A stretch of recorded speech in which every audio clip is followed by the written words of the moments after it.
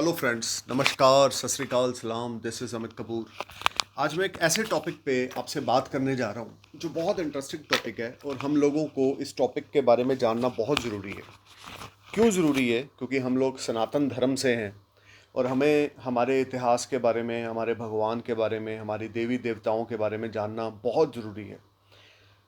आप कुछ भी करो, तो कुछ भी करो ज़िंदगी में, आप कुछ बिजनेस कर रहे हो, कुछ जॉब कर रहे हो, पहले उसकी रूट्स तक जाओ। अगर आप किसी कंपनी में हो तो उसकी रूट्स को पकड़ो कि ये जड़ें कहाँ तक हैं, कहाँ तक हैं। तो मैं भी एक कोशिश कर रहा हूँ अपने धर्म से, अपने, क्योंकि सबको अपने धर्म से प्यार होता है तो हम सब इंसान। मैं ज़्यादा धर्मों को नहीं मानता, लेकिन I born in Sanatan Dharma, so I am a great follower of lord Shiva and I am trying to do my best to research on all this our past, और history about lord Shiva.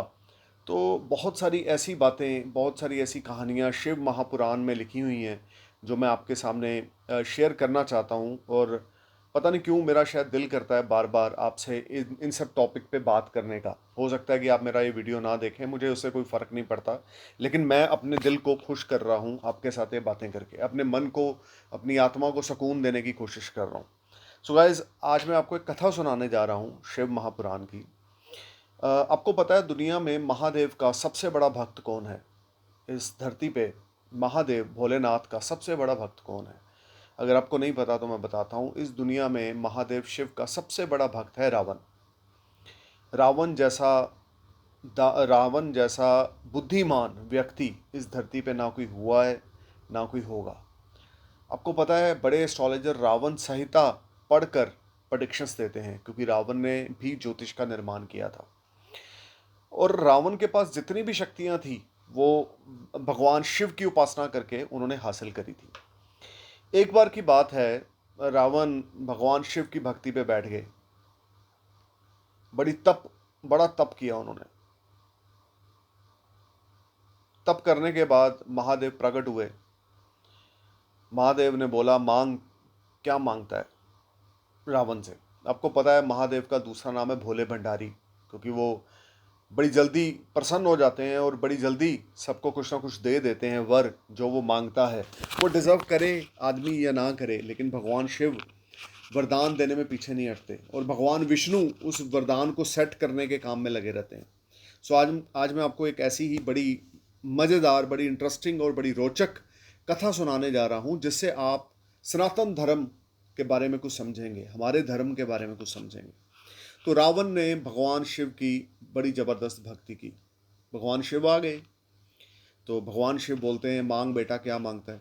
Ravan बोलता है, प्रभु आप मेरे साथ ना श्रीलंका चलो, मैं आपको अपने घर में लेके जाना चाहता हूँ, आप मेरे साथ रहो।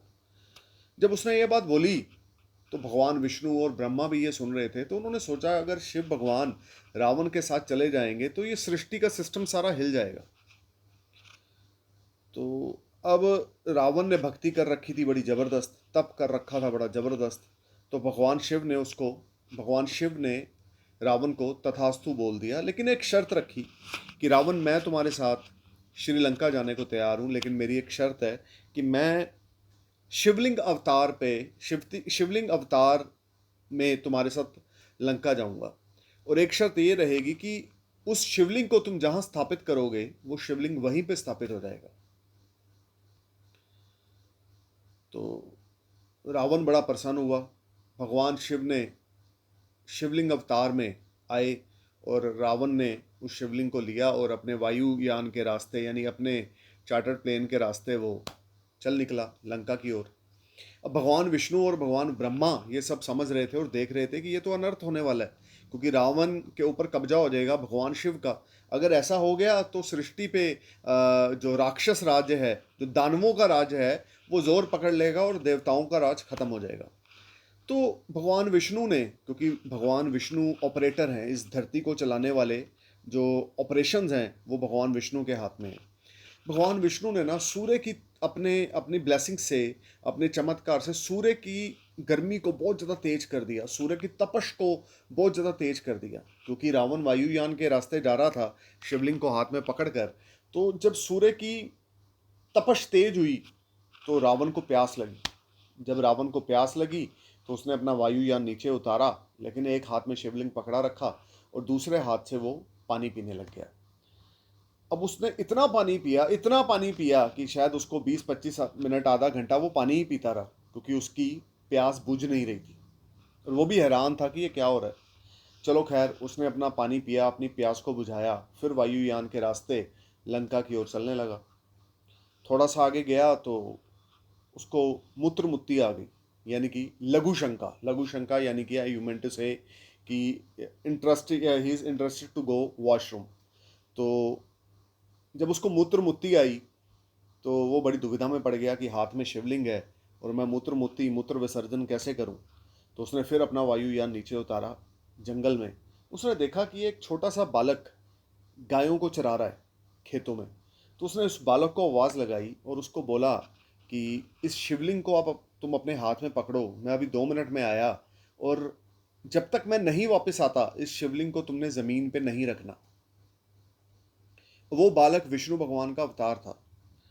तो रावण ने शिवलिंग उस बालक को दे दिया और मूत्र विसर्जन करने, यानी मूत्र मुक्ति करने चला गया। तो अब पानी बहुत ज़्यादा पी रखा था, तो मूत्र विसर्जन करते हुए भी बड़ा टाइम लग गया उसको।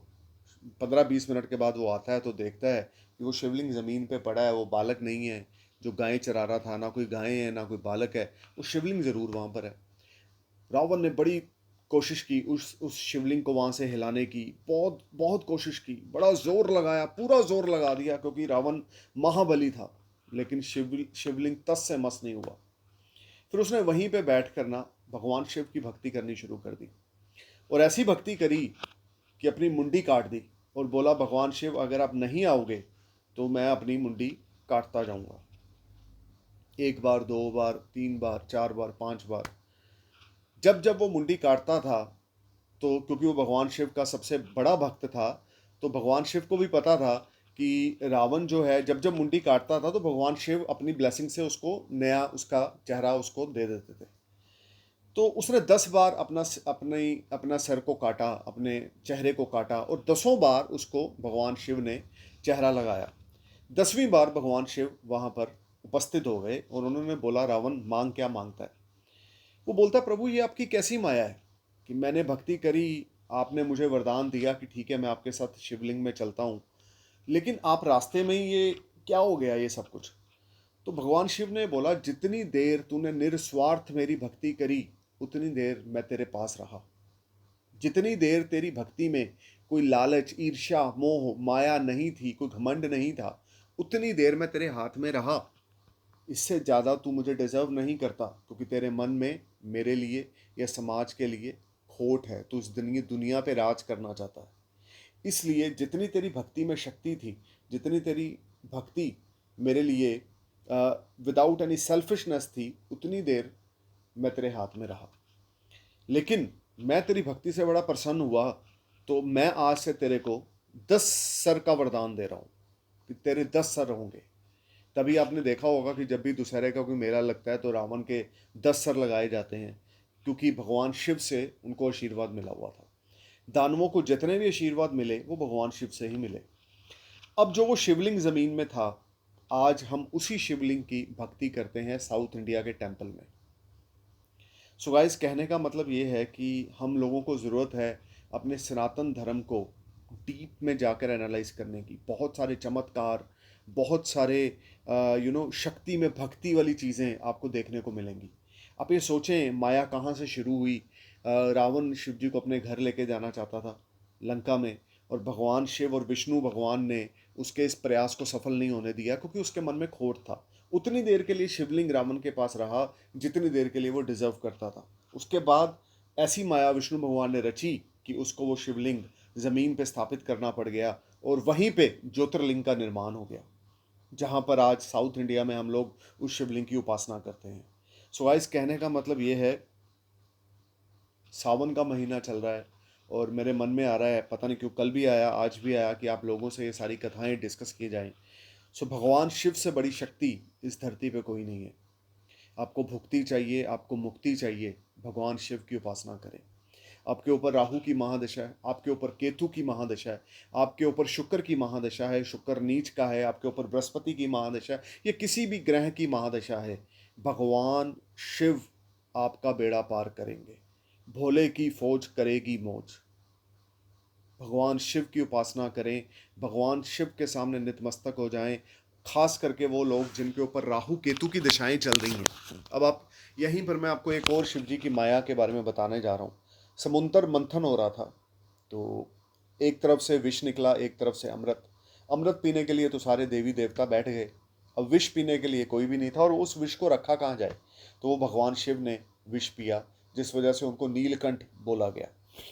आप देखें शायद, जो प्रतिमा देखते हैं, जो भगवान शिव की गर्दन है वो नीली है, क्योंकि उन्होंने अपनी गर्दन में एक जगह पर उस विष को रख लिया, जिस वजह से भगवान शिव का नाम नीलकंठ पड़ा। तो जो अमृत था, भगवान विष्णु उस अमृत को सब देवताओं में बांट रहे थे।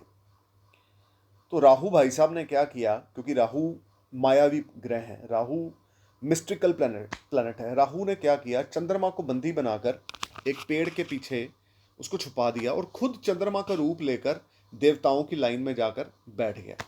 भगवान विष्णु आए, सबको अमृत बांट रहे थे, और इतने में वो राहु तक पहुंचे, राहु को भी अमृत दिया, वो अमृत राहु ने पी लिया। इतने में एक और देवता बोले कि ये तो चंद्रमा नहीं है, ये तो राहु है। भगवान विष्णु को गुस्सा चढ़ा, उन्होंने अपने सुदर्शन चक्र से राहु की मुंडी अलग कर दी। अब उसने अमृत पी रखा था, क्योंकि अमृत पीने से अमृत तत्व का वरदान मिल जाता है सबको, या उस समय मिल जाता था देवी देवताओं को। आजकल तो ना अमृत है और ना देवते हैं धरती पे। तो राहु की मुंडी अलग हो गई और धड़ अलग हो गया। उस समय से मुंडी को राहु और धड़ को केतु का नाम दिया गया। लेकिन इनको ग्रहों में, शेडो प्लैनेट्स में इनकी स्थापना की गई, क्योंकि इन्होंने अमृत मंथन ये कर चुके थे। तो कहने का मतलब ये है कि राहु ने जो अमृत पिया हुआ है वो छल से पिया हुआ है, जिस वजह से ग्रहों में राहु की हम प्रेजेंटेशन को मानते हैं एज ए शेडो प्लैनेट, या केतु को हम मानते हैं एज ए शेडो प्लैनेट। तो आपके ऊपर जब भी राहु की दशा चले, जो कि बड़ी कंफ्यूजन वाली होती है, स्ट्रेस टेंशन वाली होती है। राहु कहीं भी बैठा है बर्थ चार्ट में, एग्जाल्टेड है, डेबिलिटेटेड है, एनिमी साइन में है, ग्रहण में है, जहां भी बैठा है, जहां जो भी पोजीशन है, आप भगवान शिव की उपासना जरूर करते रहें। भगवान शिव के 108 नाम की चैंटिंग करें, शिव चालीसा का उच्चारण करें। जितना ज़्यादा आप ये करेंगे ना, राहु उतना ज़्यादा अपना बुरा प्रभाव आपके ऊपर नहीं देगा। और जिन लोगों के ऊपर केतु की महादशा चल रही है, वो हनुमान जी की उपासना करें। आपको पता है, लॉर्ड हनुमान भगवान शिव का 11वां रुद्र अवतार है।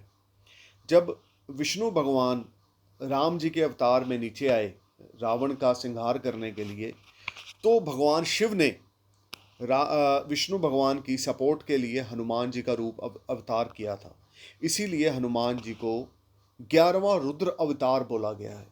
सो गाइस, अगर आपके ऊपर केतु की दशा है, तो आप हनुमान चालीसा का उच्चारण करें रोज़ रात को एक ही समय पे बैठकर, 4 मुंह वाला दिया जगाकर। जितना ज़्यादा आप हनुमान चालीसा पढ़ेंगे, केतु आपका बाल बाका नहीं कर सकेगा। आप इतने पॉजिटिव हो जाएंगे, इतनी ब्रेवनेस आपके अंदर आ जाएगी कि आप, मतलब कि आपके अंदर एक चमत्कारी शक्ति आ जाएगी हनुमान जी की भक्ति करने से। चाहे वो राहु की दशा, चाहे केतु की। कंसर्न एक है कि ये जो सृष्टि है वो ब्रह्मा विष्णु महेश से ही चल रही है। कृष्ण जी का अवतार, राम जी का अवतार, हनुमान जी का अवतार, ये सब विष्णु भगवान के अवतार हैं जो धरती पे आए हैं। रामचंद्र का अवतार, ये विष्णु भगवान का अवतार है। सो कहने का मतलब ये है कि Sanatan Dharma, we are not converters, we are not converters, we are actual, हमारा एक्चुअल धर्म है। और इस धर्म की जो स्थापना है वो ब्रह्मा विष्णु महेश द्वारा की गई है। और आप जितने मर्जी पुराने ग्रंथ पढ़ लें, आप गुरु ग्रंथ साहब जी पढ़ लें। मैं सिखिज़म का बहुत बड़ा फॉलोअर हूँ, पंजाब से हूँ, और पंजाबी हिंदू हूँ, और सिख धर्म को बहुत मानता हूँ। जब भी मैं गुरुद्वारा साहब जाता हूँ, वहाँ पर जब मैं बाणी सुनता हूँ, पाठ सुनता हूँ, तो मेरी आत्मा तृप्त हो जाती है। आपको पता है कि बाणी में 2500 बार श्री राम नाम का उच्चारण आता है। गुरु ग्रंथ साहब में 2500 बार श्री राम नाम का उच्चारण सिमरन आता है। सो गाइस, कहने का मतलब ये है कि we all are Sanatan Dharma, so we need to stay together with happiness. मैं अपने इस वीडियो के थ्रू भगवान शिव की कथा भी बता रहा हूँ और अपने कुछ दोस्तों को, अपने कुछ धर्मों को एक मैसेज डिलीवर करने की कोशिश कर रहा हूँ, डायरेक्टली ना सही, इनडायरेक्टली सही, कि we are born from one mother, we are born from one mother. You know, I born from my Hindu mother, but मेरा जो पालन पोषण हुआ है वो मेरी सिख माँ ने किया है, जो आज भी मेरे दिल में है। क्यों है? क्योंकि मैंने एक चीज़ और देखी, क्योंकि मैं पंजाब से हूँ। जो सिख धर्म की डेडिकेशन है, जो सिख धर्म की दोस्ती है, जो सिख धर्म का रिश्ता है, या जो, अगर आपको कोई सिख दोस्त है ना, तो आप बड़े लकी हो। अगर कोई अच्छा सिख, गुरु सिख आपका दोस्त है, तो आप बड़े किस्मत वाले हो, क्योंकि वो आपको बड़े सच्चे दिल से प्यार करेगा। सो कहने का मतलब ये है, Hindu Sikh, we born from one mother, so we all are Sanatan, we belongs to a Sanatan Dharma. So लोग आजकल के ज़माने में जो मर्ज़ी बोलें, वो उन चीज़ों की ओर मैं ध्यान नहीं देता। मेरा फोकस ये है कि भगवान एक है। परेशान आप हो, मंदिर में जाओ या गुरुद्वारा साहब में जाओ, लेकिन जाओ ज़रूर। वहाँ से आपको बहुत ज़्यादा पॉजिटिव एनर्जी मिलेगी, जो आपको प्रोटेक्ट करेगी, और आपको कॉन्फिडेंस मिलेगा कि आप अपने बुरे समय को एक अच्छे तरीके से फेस कर सकें। सो इस वीडियो को मैं ख़त्म करने से पहले गुरु गोबिंद सिंह जी की दो पंक्तियाँ आपके सामने शेयर करना चाहता हूँ, जिनको मैं बहुत मानता हूँ।